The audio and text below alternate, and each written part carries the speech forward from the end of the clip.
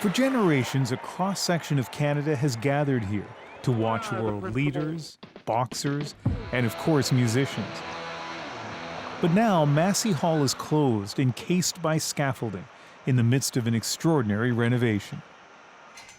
Massey Hall's Director of Operations, Grant Troop, took me for an exclusive look behind the scenes with a special guest, Blue Rodeo's Jim Cuddy, who's performed here more than 40 times.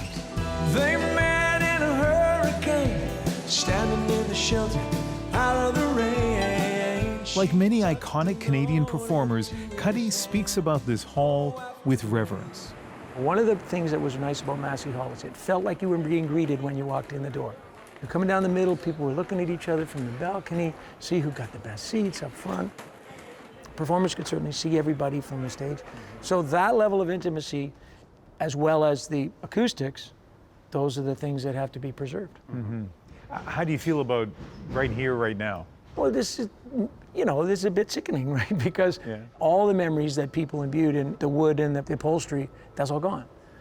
But I also recognize that the grand old hall was under siege. Mm-hmm. And if this preserves it for another 100 years, then that will have been worth it. 125 years of Canadian history has been stripped bare, and it's now being painstakingly restored. The first couple of weeks after we closed the hall and we were taking out the seats, the smell in here was awful. Atop the scaffolding is a temporary floor. It makes it easier for workers to get access to the ceiling. Listen to Cuddy's reaction when he gets his first look. Woo! I know.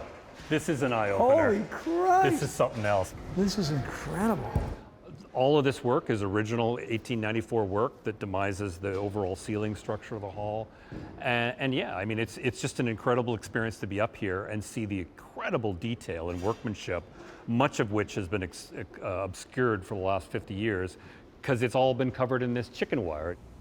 Chicken wire. Inelegant for sure, but it was a cost-effective way to protect audiences from crumbling plaster.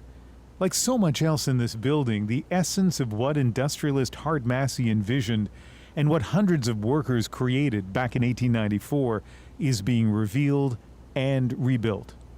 And you can see the dust and grime that's been coated on that over 60-year-old gunk. 50 or 60 years, exactly. Cigarette smoke and lint. So the process that the restorers are using is they're just slowly but surely working their way along, removing the chicken wire, making sure that these original stalactite details are intact, filling cracks and prepping everything for eventual repainting. Are these like 100% plaster? They're not solid, they're hollow. Oh, they're hollow, okay. Yeah, so they're basically a cast. Yeah. And inside they used a piece of burlap that they would wrap around this mold, and then they would form the stalactite, then they'd have a cast that would go on top of it and they would fill it. Wow. We figured the reason they did, and they're all attached with two 1/4-inch nails. Really? Every one of them, yeah. Cuddy was fascinated to see up close the ceiling's soft curves and sharp edges, and to hear the sound when I clap my hands, something we do to help our editor sync up the cameras. Less reverb. What did you say, less reverb? I said there's less reverb than were the last one. Yeah, that's a good thing. There's something about every irregular shape is good for an acoustic building, right? So taking the arch and giving it a shape on the outside keeps deflecting the sound in all different ways instead of evenly. So it's all part of the reason why it sounded good.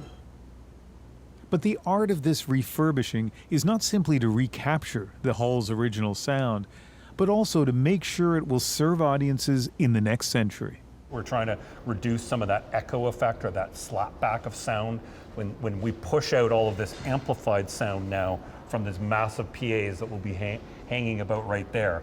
It's going to hit those walls, and so we're trying to create an increased absorbency. By the way, if you don't like heights and climbing, here's a tip. Don't take a tour with Cuddy. We can't go up those ladders? What you've missed is that Jim's obsessed about going up here, but he's been told that he's not allowed to. Currently told no. Yeah, well, I think that's going to stay that way. He's working on it, though. All right, so orient us here. Where are we standing right now? We're standing roughly 75 feet above the original stage surface, or the last stage surface. So we're right over the stage area where Jim would have played many times. Oh, man. Look at this. The higher we climbed, the more we marveled at how in a building once lit by open flames, the old wood beams never burned. These purlins are 10 by 10s, and this is original timber that would have been harvested from Northern Ontario or BC, and it's quite amazing when you look at this and you consider that the hall was originally heated and lit with gas, that we're still here after 125 years. No fires in its history, so touch wood. Touch steel, too. Troop says this was one of the first Canadian buildings built with steel beams. These probably came from a mill in Hamilton.